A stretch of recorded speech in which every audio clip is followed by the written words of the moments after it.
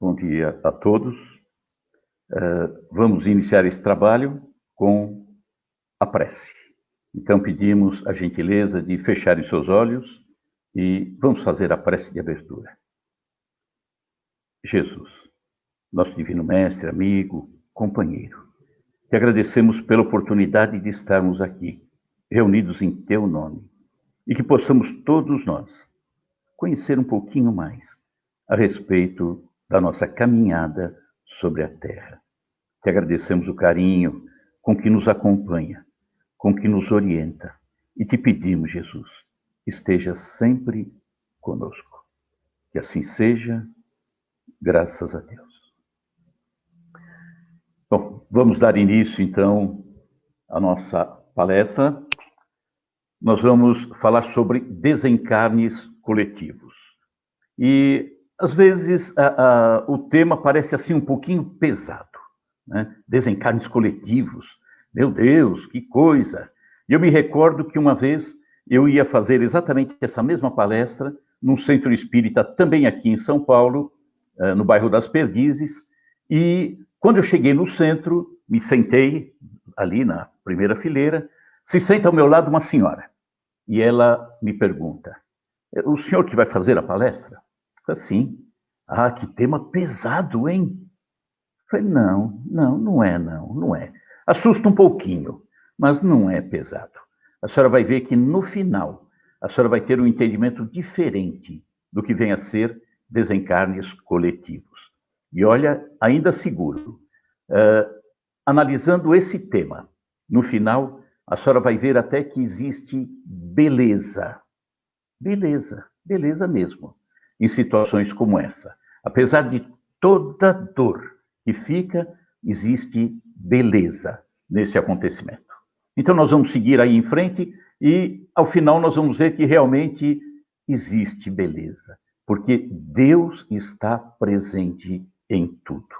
Então, quando nós vemos grandes desastres, nós vemos uma queda de avião, um problema natural, seja o que for, e que acaba ceifando dezenas, centenas de vidas, nós ficamos assustados. E é natural, né? A dor se instala em nós. E aí nós normalmente perguntamos, a grande maioria, onde é que está Deus? Por que Deus permite isso? E outra, ele ainda diz que é o nosso Pai, e acontece isso tudo. Não consigo aceitar. E às vezes a confusão ainda se instala ainda mais forte quando nós percebemos que morrem mulheres, crianças, e de repente um sujeito sai ileso. Ele foi livrado do desencarne naquele momento. Então, tudo isso nos choca, e nos choca muito, sim. É natural que fiquemos chocados quando vemos situações de extrema dor, como esses desencarnes coletivos. Vamos lembrar que existem duas leis no universo, e, obviamente, colocado pelo nosso Pai, por Deus. Uma é a lei da conservação. Queremos estar aqui, queremos continuar, não queremos partir. E a outra é a lei da destruição. Então, Deus coloca essas duas e parece até um pouquinho estranho, né? Ele coloca de um lado a conservação e do outro lado a destruição. Complicadinho, né? Mas nós vamos entender até o final. A lei da destruição nos mostra que a matéria, sendo perecível, e nós nos encontramos num mundo ainda extremamente material. Então, ela sendo perecível, chegará um momento em que ela vai deixar de existir, vai se destruir. Então, nós, aqui encarnados, nós temos o nosso prazo de validade. Eu procurei o meu, não achei até agora. Ainda bem, né? Mas nós temos o prazo de validade. Todos os seres têm seu prazo de validade, porque a destruição alcançará a todos.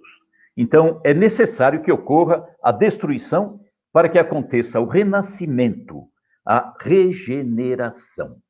E a necessidade da destruição também guarda proporcionalidade ao estado mais ou menos material dos mundos. E nós nos encontramos na Terra, um mundo ainda muito material. Muito material. Nós ainda temos muita matéria nos dominando. Portanto, vamos entender que a destruição é apenas uma transformação, cujo objetivo é o melhoramento dos seres vivos. Vamos melhorar através da destruição, no nosso caso, através do desencarne. E a necessidade da destruição, ela vai perdendo o corpo à medida em que o espírito evolui. Quanto mais evoluirmos, mais sutil será o nosso perispírito e, portanto, a matéria com a qual nos utilizaremos para permanecer nos mundos materiais será também cada vez mais sutil. Então, ela vai perder corpo à medida em que nós formos evoluindo. E esse é o nosso destino, é a evolução. Mas, e esses flagelos terríveis, violentos, esses grandes desastres que tanto nos assusta, que tanto nos choca? Para que serve isso? Serve para fazer o homem avançar mais rapidamente. Ele tem a capacidade de avançar em pouco tempo aquilo que ele levaria, às vezes, séculos. Então, nós vemos os grandes flagelos, os grandes incêndios, os grandes desastres, nós vemos os tsunamis, os terremotos. E por que evoluímos com isso? Por que evoluímos com essas grandes tragédias? Porque nós vemos acontecer a solidariedade, que muitas vezes estava esquecida. Muitas vezes a solidariedade nós deixamos de lado. E quando tudo caminha bem, quando nós estamos navegando, né, ou viajando a céu de brigadeiro, tudo é bonito, nada nos incomoda. Então, nós não aproveitamos adequadamente a nossa caminhada quando tudo está caminhando de uma forma tão serena, tão tranquila. Então, é preciso que aconteçam os flagelos para que a humanidade seja realmente cutucada. E sendo cutucada, de repente desperta nela a solidariedade. Nós vemos, né, tantos episódios, como estamos agora, né, vivendo uma situação de um flagelo mundial, né, essa pandemia que está ocorrendo. Nós vemos as pessoas se mobilizando. Nós vemos as pessoas auxiliando, doando, ajudando, orientando. Nossa, quantas formas de sermos solidários com os nossos irmãos. Precisou, para muitos, precisou de um sofrimento, de uma pandemia, né?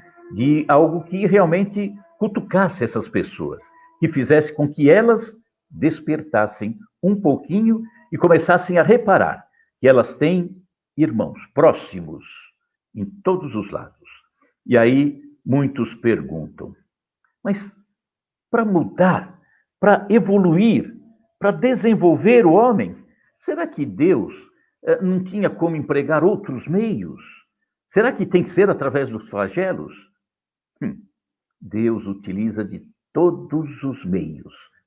Nós é que normalmente não nos ligamos nele.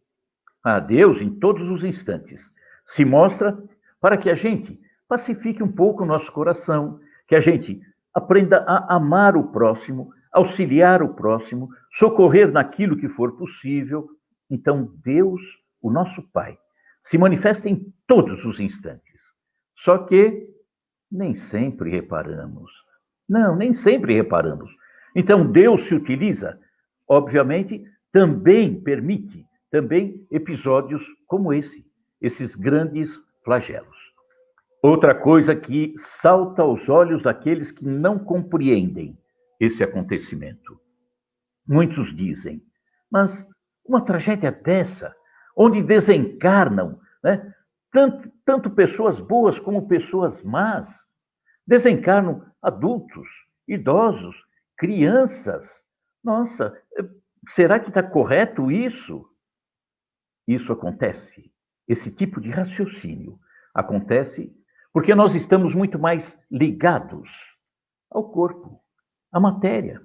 Nós olhamos a vida ainda, a grande parte, na contramão. Nós nos colocamos como se fôssemos seres da Terra, vivendo alguma experiência espiritual, quando, na verdade, nós somos espíritos, vivendo, nesse instante, uma experiência material.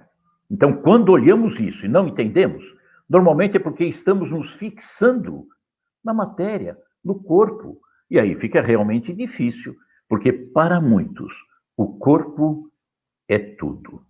Mas e os bons que desencarnaram junto? Era um momento. Em algum momento também desencarnariam. Ah, mas foi tão violento. Desencarne, desencarne. Não há diferença. Nós sempre olhamos com os olhos da Terra. O desencarne é desencarne. Desencarnar por pneumonia simples ou pneumonia dupla não altera nada. É desencarne do mesmo jeito, né? Então, se a destruição é necessária, e vai ser, sim, ainda por muito tempo, para todos nós, se ela é necessária, por que que Deus cercou dos meios de preservação, colocando-os ao lado da conservação? Nós temos ainda o instinto de conservação que trouxemos lá ainda do reino animal, quando passamos por lá. Então, eu quero me preservar. Entretanto, eu sei que acontecerá a destruição. Todos nós partiremos, portanto. Por que isso? Porque é o remédio ao lado do mal. Servir de contrapeso, né? Porque se não tivéssemos, junto com a preservação, o instinto de conservação, qualquer coisa, qualquer desequilíbrio na nossa caminhada poderia talvez nos sugerir uma partida antecipada, um suicídio, né? Então, é preciso, sim, ter esse instinto de preservação. Por quê? Porque é ele que ainda vai dizer para nós que nós ainda precisamos continuar, que não devemos partir simplesmente porque tivemos um pequeno problema. Aliás, por maior que seja o problema, não devemos nunca antecipar a partida. Mas talvez aí as pessoas que estão nos ouvindo, os queridos amigos da Fraternidade de Luz, talvez alguém, né, ou alguns, tenham passado por uma experiência, um risco de morte. Quase morreu. Um acidente, uma doença, seja o que for. É interessante que quando passamos por situações onde ficou tão pertinho de nós o desencarne, vem uma sensação, eu falo por experiência própria, uma sensação de que não fizemos tudo. Não fizemos tudo. Tem muita coisa para ser feita. Então, quando eu consigo escapar, me safar do desencarne, eu percebo que eu tenho muita coisa a fazer, né? Preciso acertar muita coisa, preciso corrigir, preciso me aproximar de pessoas com as quais ainda carrego alguma desavença, algum problema, né? Então, um risco de morte é impressionante, como ele nos faz mudar o foco de visão e nos leva para um foco certo. Eu quero fazer desta minha caminhada uma caminhada mais proveitosa. Eu quero fazer do meu irmão realmente um irmão. Quero me aproximar, quero falar, quero servir, quero amar. Então, um risco de morte ou um risco de desencarne nos leva a fazer isso tudo. Mas estamos falando de desencarnes coletivos, porque partiremos todos, hein? Na nossa caminhada, durante o período que estamos aqui, normalmente nós assumimos compromissos com as pessoas. Não fazemos as coisas rigorosamente certas. Falhamos ainda muito, nos equivocamos em várias situações, em várias ocasiões. E quando nós falhamos, nos equivocamos, nós estamos assumindo compromissos. Compromissos. E o compromisso que eu assumo é meu, não é de mais ninguém. Jesus nos disse, há 2000 anos atrás, a cada um, segundo as suas obras. Então, as minhas obras são minhas. Eu não consigo transferir para ninguém. Aquilo que eu fiz de bom, ótimo, ainda bem, deu certo. É meu, é propriedade minha, o resultado daquilo que eu fiz de bom. Não tenho como transferir a outro. E aquilo que eu fiz de mal, infelizmente, eu tenho que resgatar. Eu tenho que corrigir. Eu tenho que liquidar aquilo que não foi bem feito em algum momento durante a minha caminhada. Vamos lembrar de um espírito. O nome dele é Clélia Duplantier. E Clélia Duplantier, no livro Obras Póstumas, de Kardec, nos diz que é preciso que entendamos que o homem tem 3 aspectos. Primeiro, ele consigo mesmo. Segundo, ele inserido em uma família. E o terceiro, ele inserido em uma sociedade. E todos nós somos assim, né? Vivemos em sociedade. Portanto, temos a nossa família, temos a responsabilidade individual e também temos os nossos compromissos com esta sociedade na qual vivemos. E ela diz, Clélia Duplantier, que muitas vezes esse ser inserido em uma família é um excelente pai, uma excelente mãe, um filho maravilhoso. Entretanto, é um cidadão perverso. E o inverso também. Às vezes é um cidadão exemplar.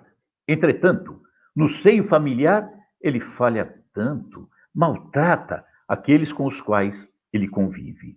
Então, se individualmente nós temos a necessidade de resgate, nós temos a necessidade de corrigir os nossos defeitos, coletivamente também. Não resta a menor dúvida. Individualmente, nós temos os compromissos que assumimos, em razão ainda da nossa pequenez, como a mentira, o roubo, o assassinato, a violência de um modo geral, as intrigas, e quanta coisa individualmente nós fazemos, né? E sabemos como funciona esse resgate. Se eu fiz errado, retorno. Simples. Não deu para corrigir nessa aqui? O pai não deixa sem a oportunidade do filho recuperar-se.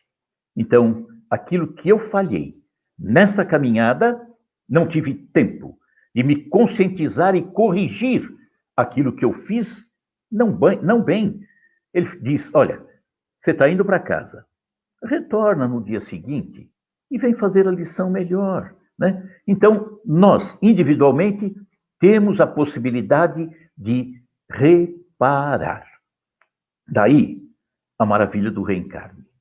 Se não existisse a reencarnação, não poderíamos entender que Deus é justo, que Deus é o Pai, porque Ele fecharia essas portas e não permitiria que nós nos recuperássemos e chegássemos a uma evolução para a qual estamos destinados, todos nós.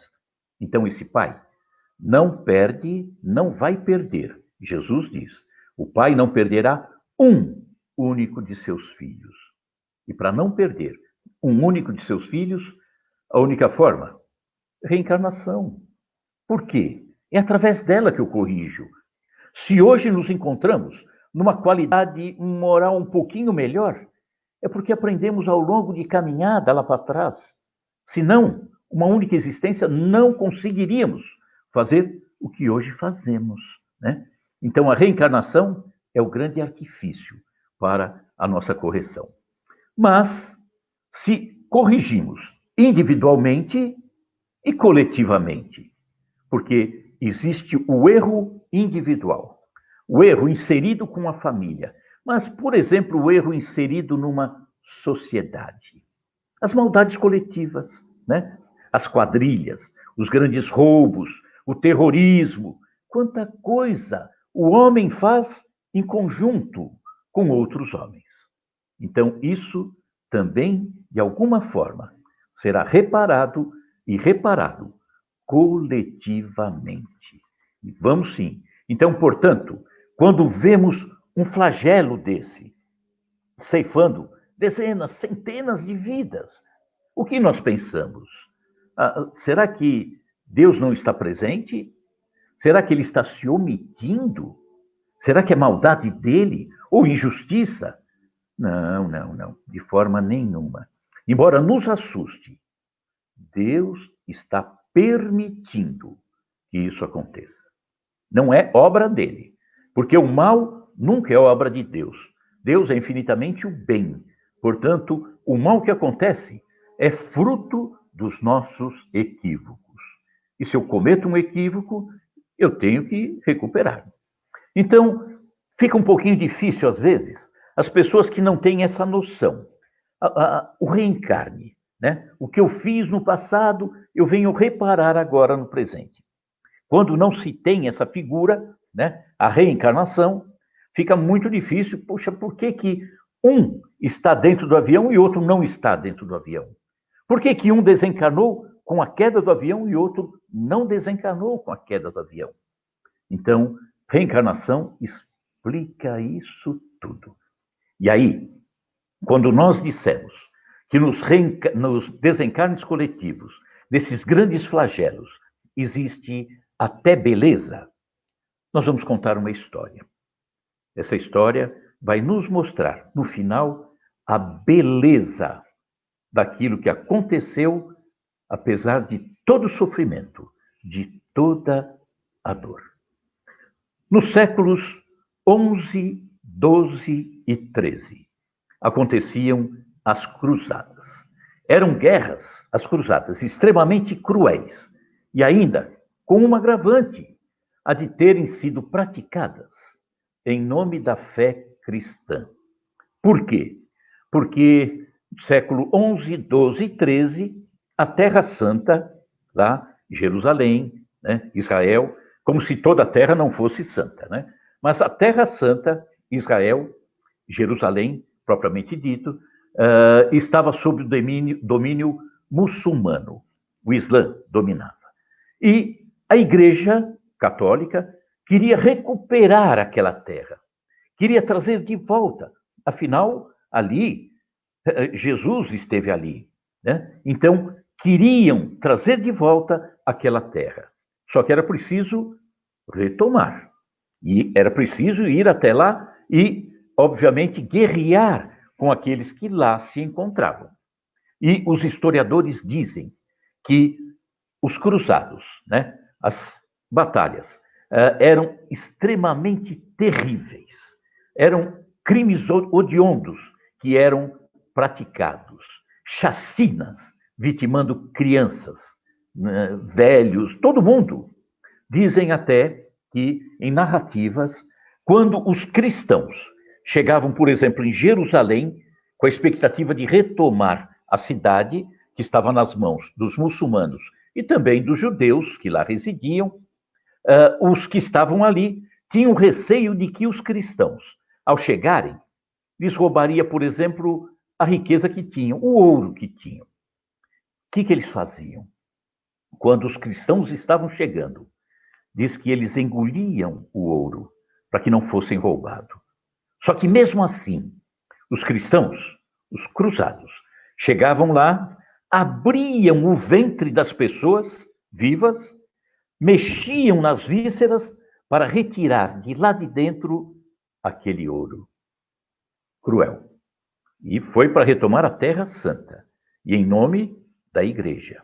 Muito estranho. Diz também que a tentativa de fazer com que os judeus se tornassem cristãos não dava certo. Então, aqueles que realmente não aceitavam sair da sua identidade judaica para a cristã, eles colocavam os cristãos, os cruzados, colocavam no alto dos edifícios mais elevados e ateavam fogo. E ateando fogo, eles ou morriam queimados, os judeus, ou estatelavam no chão, com as vísceras expostas. Essa foi a Guerra das Cruzadas. Terrível. Terrível. Muito terrível. Só que, passado aquele período, esses que participaram da Guerra das Cruzadas vieram ao longo dos séculos reencarnando. E em cada reencarnação, lapidando um pouquinho a sua alma, o seu espírito, melhorando um pouquinho. Foram se arrumando ao longo dos séculos. Até que, finalmente, chegava o momento da limpeza final. E aí nós vamos utilizar a figura de um sapato. Um sapato. Faz de conta que eu estou com meu sapato bonito, brilhante, preto, e de repente eu piso numa grande poça de lama. E ao pisar na poça de lama, meu sapato fica todo enlameado. Se eu pegar um pano naquele momento e querer limpar o sapato, obviamente ele ficará até pior, porque a lama está úmida. Vai espalhar a lama por todo o sapato. É necessário, portanto, dar um tempo. O tempo. Foram as reencarnações que esses irmãos que participaram da Guerra das Cruzadas, que tanta maldade cometeram, nesse tempo, eles vieram, portanto, reencarnando e melhorando. Como se eles, ao longo desses séculos de reencarnação, pegassem o seu sapato cheio de lama e em cada reencarnação eles conseguissem tirar, agora a lama seca, tirar casquinhas de lama, limpando um pouco o sapato. E que na última encarnação conseguiram finalmente passar a graxa preta no sapato. O sapato ficou preto, né? Preto ficou, mas faltava alguma coisa para aquele sapato ficar bonito. Logo em seguida nós vamos falar o que faltava. 1 de fevereiro de 1974, aqui, na cidade de São Paulo, acontece um incêndio terrível. O incêndio do edifício Joelma. E ali, várias pessoas que estavam dentro daquele prédio, que estavam ali trabalhando, entregando alguma coisa, de repente, no meio desse incêndio, elas foram surpreendidas e estavam lá dentro. E aquele fogo, lambendo todo aquele prédio. Elas subiam, iam para o topo. Lá em cima, ou morriam queimadas, ou pulavam para baixo, na rua. E morriam, desencarnavam, com as vísceras expostas. Esses, boa parte, do que estavam no incêndio do Joelma, era nada mais, nada menos do que aqueles irmãos que praticaram tanta maldade na época das cruzadas. O que fizeram aos outros, lá, no século XI, XII, XIII, estava agora, em pleno século XX, 1974, acontecendo com eles próprios. Que coisa! Maldade de Deus? Será que Deus obrigou esses irmãos a fazerem isso? A passarem por isso? Não. Eles pediram. Eles pediram, porque permanecia neles uma lembrança daquilo que haviam feito a outros lá na época das cruzadas. E aquilo, muito embora eles viessem, esses guerreiros da cruzada, viessem ao longo dos séculos se corrigindo, ainda permanecia neles alguma lembrança do mal, da dor que fizeram os outros passarem. E aí, reunidos para essa última encarnação que tiveram nesse instante, eles pedem a espiritualidade para que pudessem estar juntos, para passar pela mesma dor, pela mesma situação que fizeram os outros passarem. E aí, o que eles fizeram? Saíram dali vitoriosos. Sim, vitoriosos. Nós vamos ver que Emmanuel se apresenta no dia do incêndio, se apresenta ao nosso querido Chico. E ali, também, um outro espírito de nome Ciro Costa. Ciro Costa deixa um poema dirigido a esses irmãos que pereceram no incêndio do Joelma. Ou seja, desses irmãos que cometeram tantas atrocidades nos séculos XI, XII e XIII, na Guerra das Cruzadas. No início, Ciro Costa escreve assim, quando ele vai deixar o poema: homenagem aos companheiros desencarnados no incêndio ocorrido na capital de São Paulo, a 1º de fevereiro de 1974. E olha o que ele diz: em resgate dos derradeiros resquícios de culpa que ainda traziam na própria alma remanescentes de compromissos adquiridos em guerras das cruzadas. Eles passaram ali para eliminar os resquícios de culpa. E o poema diz assim: fogo, amplia-se a voz no assombro em que se espalha. Gritos, alterações, o tumulto domina. No templo do progresso, em garbos de oficina, o coração se agita, a vida se estraçalha. Tanto fogo a luzir, é mística fornalha, e a presença da dor reflete a lei divina. Onde a fé se mantém, a prece descortina o passado remoto em longínqua batalha. Varrem com fogo e pranto as sombras de outras eras, combatentes da cruz é da cruzada, combatentes da cruz, em provações austeras, conquanto heróis do mundo honrando os tempos idos. Na terra, o sofrimento, a angústia, a cinza, a escória, mas ouvem-se no além os hinos de vitória das milícias do céu saudando os redimidos. Eles haviam se redimido de tudo aquilo que, porventura, ainda machucava a sua alma em razão do mal que haviam feito.